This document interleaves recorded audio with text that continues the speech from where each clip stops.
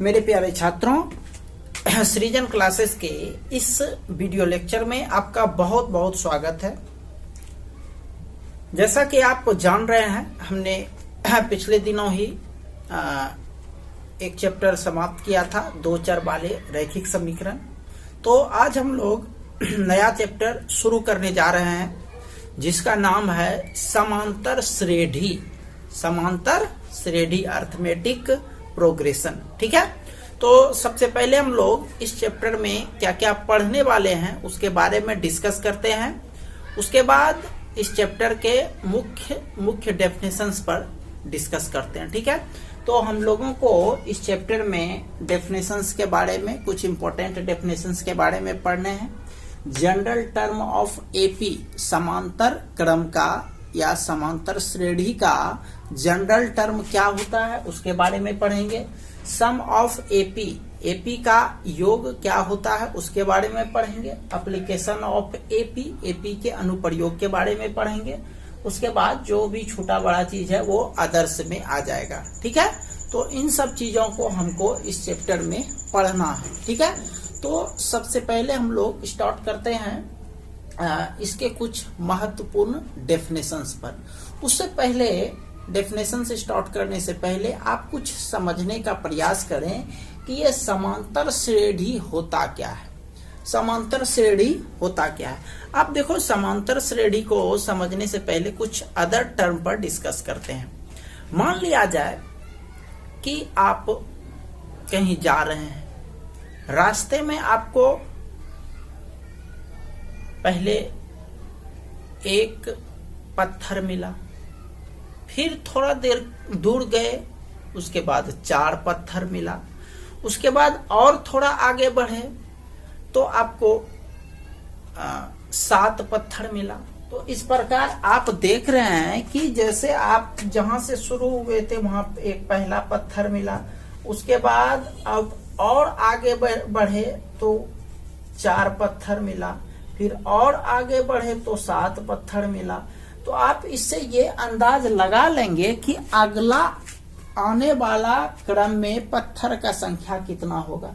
इसका मतलब अगला क्या होगा, 10 होगा, और आगे कितना, 10 पत्थर, 5वें पर 13 पत्थर। तो आप देख रहे हो कि यह एक निश्चित क्रम में बढ़ते जा रहा है। इससे आपको यदि यह भी कहा जाए कि 50वें रास्ते पर आप पहुंचोगे तो आपको कितना पत्थर मिलेगा, तो आप इसको देखते हुए अंदाज लगा सकते हैं। ठीक है, लेकिन इस तरह से जोड़ना, 1 3 जोड़ते जा रहे हैं। यदि आपको हम पूछेंगे कि तीसरे रास्ते पर आपको कितना पत्थर मिला, तो पहला, दूसरा, तीसरा पर आपको 7 पत्थर मिला। 5वां पर कितना मिला, चौथा, 5वां पर 13 पत्थर मिला। आप ध्यान रखना भाई, 2 चीज बहुत इंपॉर्टेंट है इस अथी को पढ़ने के लिए। 2 चीज बहुत ही इंपॉर्टेंट है जो जरा सा ध्यान दीजिएगा। इसमें यदि कहीं भी कंफ्यूजन होगा तो यह चैप्टर समझने में प्रॉब्लम्स होगी।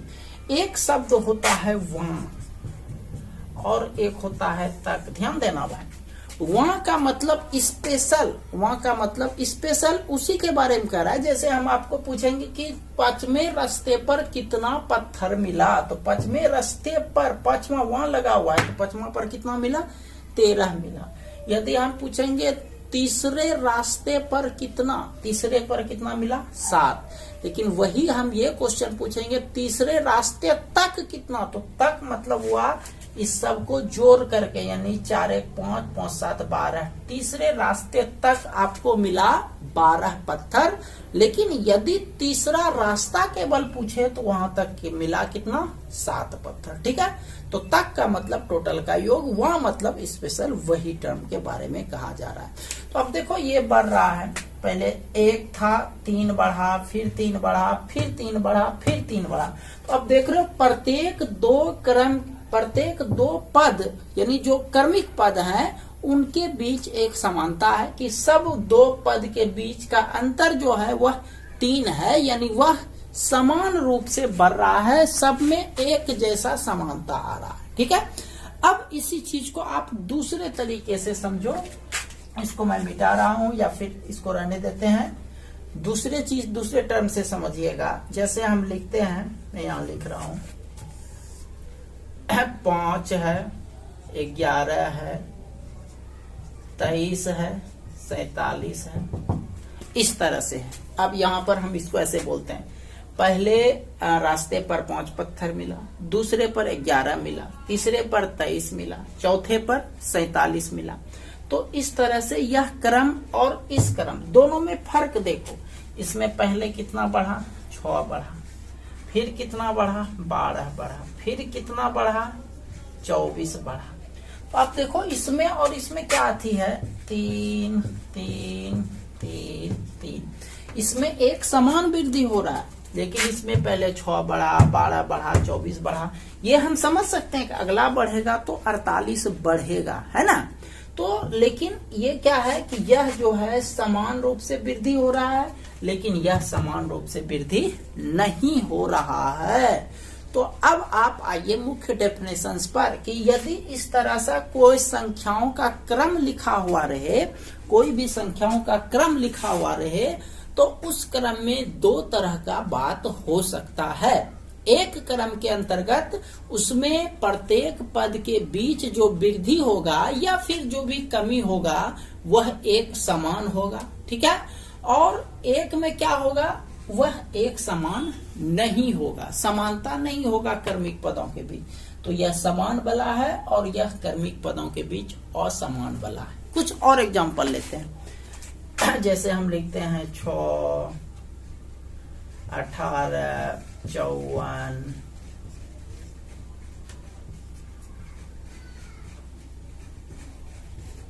ये 162, इस तरह से। देखो इसमें क्या है, यदि आप इसके बीच देखोगे तो इसमें 6 तिया 18, 18 तिया 54, 54 तिया 162, देख रहे हो। तो इसमें जैसे आप समानता देख रहे हो, इसमें भी समानता है। फर्क क्या है, फर्क यही है कि यह जो है योगात्मक रूप से आगे बढ़ रहा है, 3 3 जोड़ने पर अगला टर्म मिल रहा है, और यह 3 3 गुना करने पर अगला टर्म मिल रहा है। लेकिन समानता दोनों में है, यह 3 गुना बढ़ रहा है, यह 3 3 करके बढ़ रहा है। और ऊपर वाला में तो खैर समानता है ही नहीं, 6, 12, 24 नहीं है ना। तो ऊपर वाला भी एक निश्चित नियम के तहत आगे बढ़ रहा है, क्योंकि पहले 6 बढ़ा, फिर 12 बढ़ा, फिर 24 बढ़ा, फिर अगला 48 बढ़ेगा। तो वह भी एक निश्चित क्रम में आगे बढ़ रहा है, यह भी एक निश्चित क्रम में आगे बढ़ रहा है, यह भी एक निश्चित क्रम में आगे बढ़ रहा है। फर्क क्या है, फर्क यही है कि ये जो नीचे 2 एग्जाम्पल आपको लिखे हैं वह समान क्रम में आगे बढ़ रहा है, और ये जो ऊपर वाला एग्जाम्पल लिखे हैं 5, 11, 23, 47, इसमें समान रूप से आगे नहीं बढ़ रहा है। तो यही चीज है, यदि समान रूप से आगे बढ़े 2 क्रमिक पदों के बीच जो वृद्धि होने का जो अगला टर्म होगा, वह चीज यदि एक दूसरे के प्रतिरूप हो, एक दूसरे के जैसा वृद्धि हो, तो उस चीज को हम लोग बोलते हैं श्रेणी। क्या बोलते हैं, श्रेणी। लेकिन वही चीज जो सिर्फ एक निश्चित नियम के अनुसार हो, लेकिन 2 क्रमिक पदों के बीच वृद्धि में प्रतिरूपता नहीं हो, ये हो गया बिना प्रतिरूप वाला, और ये हो गया प्रतिरूप वाला, एक दूसरे के रूप जैसा। इसीलिए यदि समान रूप से यदि वृद्धि होता है, प्रतिरूपता को दिखाता है, वो कहलाता है आपका श्रेणी। और यदि वह केवल एक निश्चित नियम के अनुसार बढ़ रहा है, तो वह कहलाता है अनुक्रम। समझ में आया। तो यह चीज हमेशा ध्यान रखना कि प्रत्येक श्रेणी जो है, प्रत्येक श्रेणी वह एक अनुक्रम होता है, प्रत्येक श्रेणी अनुक्रम होता है। तो अब देखिए डेफिनेशंस पर डिस्कस करते हैं। संख्याओं का वह समूह जो एक निश्चित नियम के अनुसार निश्चित क्रम में होते हैं, यह एक निश्चित नियम के अनुसार होता है, निश्चित क्रम में होता है, उसे अनुक्रम कहा जाता है। एग्जाम्पल 3, 11, 35, 107। हम लोग ये भी लिख सकते हैं 6, 18, 54, यह भी लिख सकते हैं, क्योंकि यह भी एक नियम के अनुसार ही है। बस फर्क समझ में आपको आया कि ये वाला दोनों मान समानता पर आधारित है, ये 2 ऊपर वाला मान समानता पर आधारित नहीं है। अब इसका एग्जाम्पल हमने लिखा है श्रेणी का 3, 11, 35, 107। सेम जैसे आपको यहाँ समझाए सेम वही चीज इसमें भी है। पहले 8 बढ़ा, फिर ये बढ़ जाता आपका 24 बढ़ा, फिर ये बढ़ जाता आपका 72 बढ़ा। तो इसके बीच जो वृद्धि होने का जो सिस्टम है वह बार बार चेंज हो रहा है। लेकिन ये तो हम समझ रहे हैं कि 3 गुना वृद्धि हो रहा है कि नहीं। पहले 8 बढ़ा, फिर 8 तिया 24 बढ़ा, फिर 24 तिया 72 बढ़ा। तो यह 3 गुना वृद्धि, मतलब कि ये जो दो संख्या के बीच का जो अंतर है वह हर एक अंतर आगे बढ़ने के साथ 3 गुना उसमें जुट जा रहा है। लेकिन इसमें क्या है, यह सब में 3 गुना करने पर अगला मिल रहा है। यही है फर्क, इसमें 3 गुना डायरेक्टली मिल रहा है और इसमें जो है प्रत्येक संख्या के बीच जो है वह अलग अलग संख्या आ रहा है। अब देखो वैसी श्रेणी समझो, वह अनुक्रम जिसके क्रमिक पदों में परिवर्तन एक निश्चित प्रतिरूप, यही शब्द यहाँ पर यूज हुआ है, प्रतिरूप। प्रतिरूप के लिए आपको ये 2 एग्जाम्पल नीचे में बताए हैं, 6, 18, 54 या फिर 1, 4, 7, 10, 13। ये प्रतिरूपता को दिखाता, मतलब कि जैसे जैसे आगे बढ़ेगा हर एक 2 क्रमिक के बीच आगे बढ़ने का क्रम वही रहेगा, है ना। तो वह अनुक्रम जिसके क्रमिक पदों में परिवर्तन एक निश्चित प्रतिरूप में होता है उसे श्रेणी कहा जाता है। किसी श्रेणी के प्रथम पद को ए, अंतिम पद को an या tn या l से सूचित किया जाता है। ठीक है, अब इसका एग्जाम्पल देखिए। अब ये एग्जाम्पल मैं मिटा रहा हूं। इसका एग्जाम्पल देखो, 2, 6, 10, 14, 4, 4 बढ़ रहा है ना। तो 4, 4 बढ़ रहा है तो प्रतिरूप हो गया, क्योंकि यहाँ भी 4, यहाँ भी 4, यहाँ भी 4। तो ये प्रतिरूपता को दिखाता है।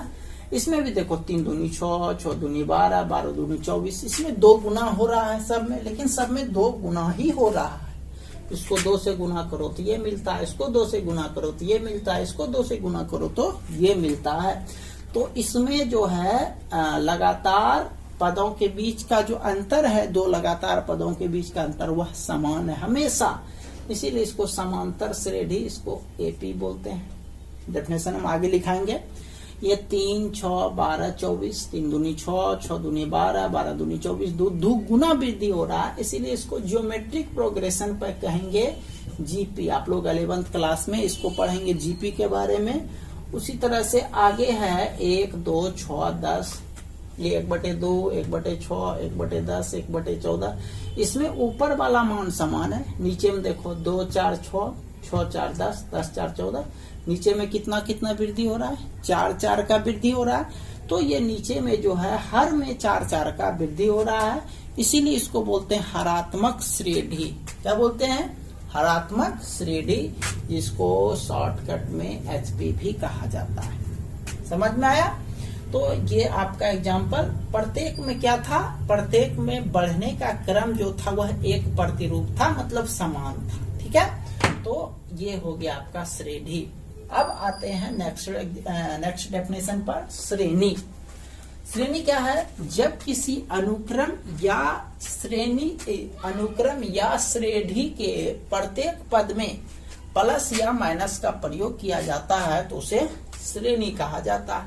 मतलब यही मान जो यहाँ एग्जाम्पल लो, चाहे ये एग्जाम्पल लो, इसी सब को श्रेणी भी कहा जाएगा। कब? जब इसके बीच प्लस का प्रयोग करो या माइनस का प्रयोग करो। प्रत्येक पद प्लस प्लस प्लस सब पद के बीच कर दिए, ये हो गया एक श्रेणी, यह श्रेणी हो गया। 3, 11, 35, 105 इसके बीच भी प्लस का प्रयोग कर दिए तो यह भी क्या हो गया, एक श्रेणी। तो मैं उम्मीद करता हूं कि आप सभी को ये 3 डेफिनेशंस अच्छे से समझ में आ गया होगा। इसमें पहला डेफिनेशन है अनुक्रम, दूसरा है श्रेणी और तीसरा है श्रेणी। ठीक है, इसमें एक रिमार्क पॉइंट आप लोग लिख लेंगे। पहले इसको मैं मिटा रहा हूं। डेफिनेशंस को अच्छे से लिख लेना।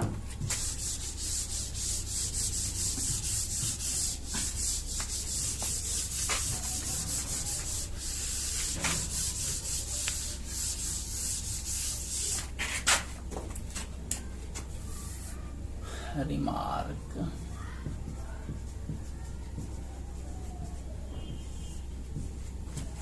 प्रत्येक अनुक्रम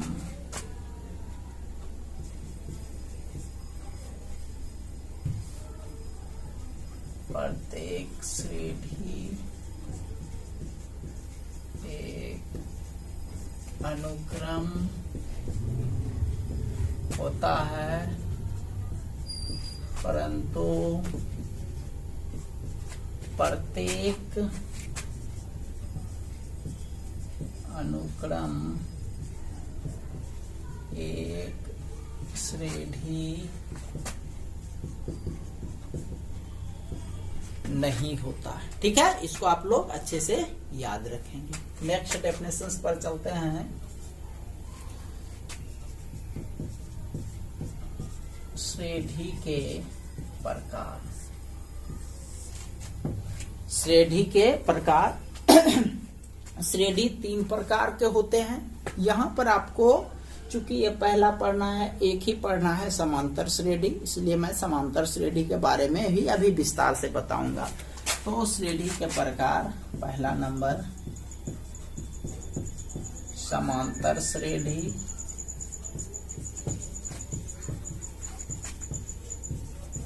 अर्थमेटिक प्रोग्रेशन, शॉर्टकट इसको एपी बोलते हैं। दूसरा गुणोत्तर श्रेणी,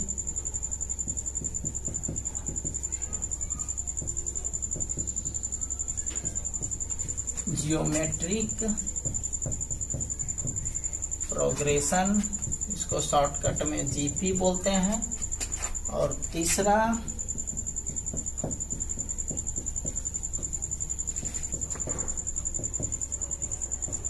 हरात्मक श्रेणी, हार्मोनिक प्रोग्रेशन, इसको शॉर्टकट में एचपी बोलते हैं। ठीक है, इसको आप लोग ध्यान रखिएगा। अब हम लोग चलते हैं पहला डेफिनेशन पर, समांतर श्रेणी। चलिए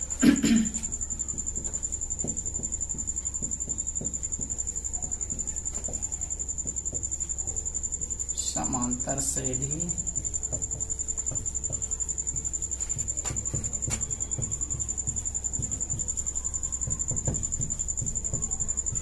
अर्थमेटिक प्रोग्रेशन।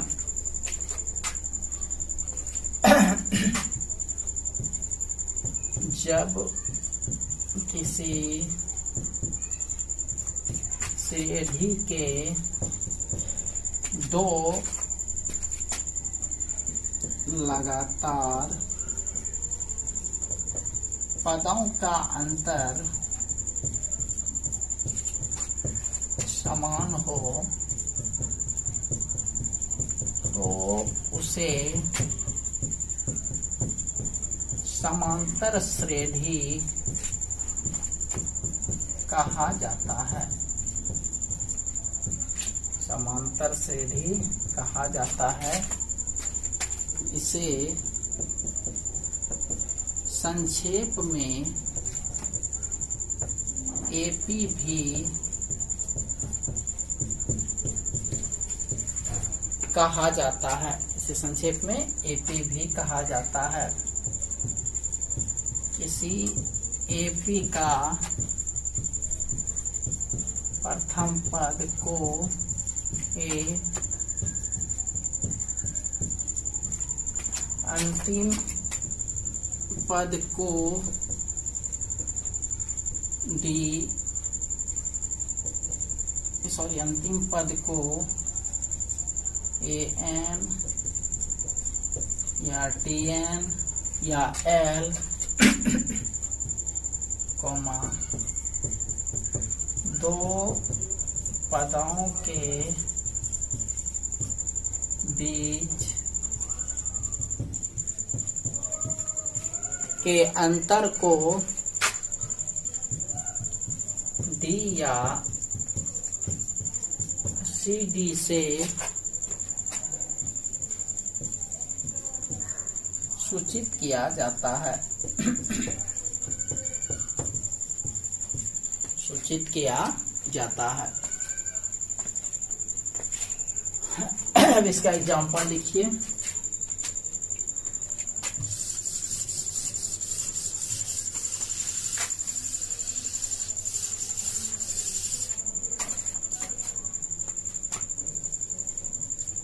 एग्जाम्पल 2, 5, 8, 11 ...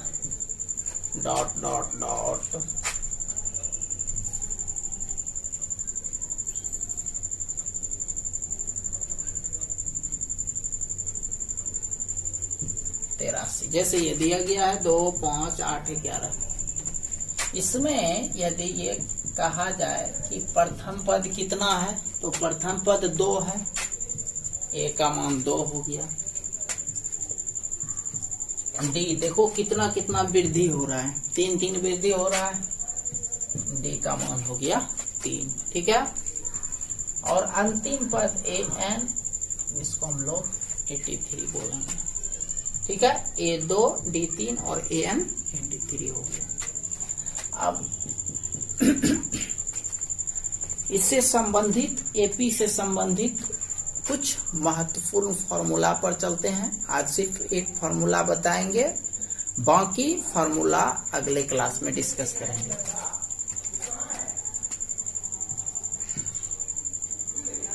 AN बराबर,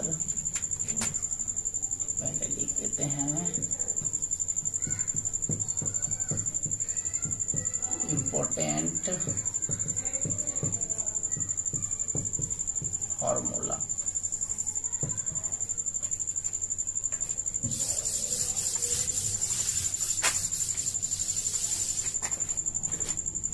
इस चैप्टर का इम्पोर्टेंट फॉर्मूला पर डिस्कस कर लेते हैं। इम्पोर्टेंट फॉर्मूला पहला, AN बराबर A plus N minus 1 into T। AN मतलब अंतिम पद, A मतलब प्रथम पद, D मतलब सर्वांतर और N मतलब हो गया पदों की संख्या। SN बराबर, यही फॉर्मूला SN में भी लगता है, N/2 A plus N minus 1। देखो वही लगा है, यहाँ N/2 लगा, तो ये जो 2 लगा उसको यहाँ आगे दे दो। सेम यही चीज यहाँ तक, N/2 केवल यहाँ पर होगा। SN का दूसरा सूत्र, N/2 A plus AN। D हो गया दो पदों के बीच का अंतर, A2 माइनस A1।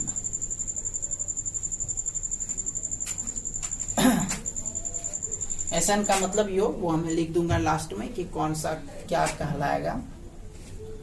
उसके बाद नेक्स्ट फार्मूला AN का एक और formula, SN minus SN minus 1। ठीक है, ये सारा फार्मूला हो गया, जहां कौन सा मान क्या कहलाएगा। AN कहलाएगा अंतिम पद। अच्छा, A कहलाएगा, A हो गया प्रथम पद। D कहलाएगा सर्वांतर, सर्वांतर या फिर इसका दूसरा नाम है पदांतर, दो पदों के बीच का अंतर। अच्छा, उसके बाद आगे आपका SN। SN sum of nth term, मतलब n पदों का योग, और n का मतलब होता है पदों की संख्या।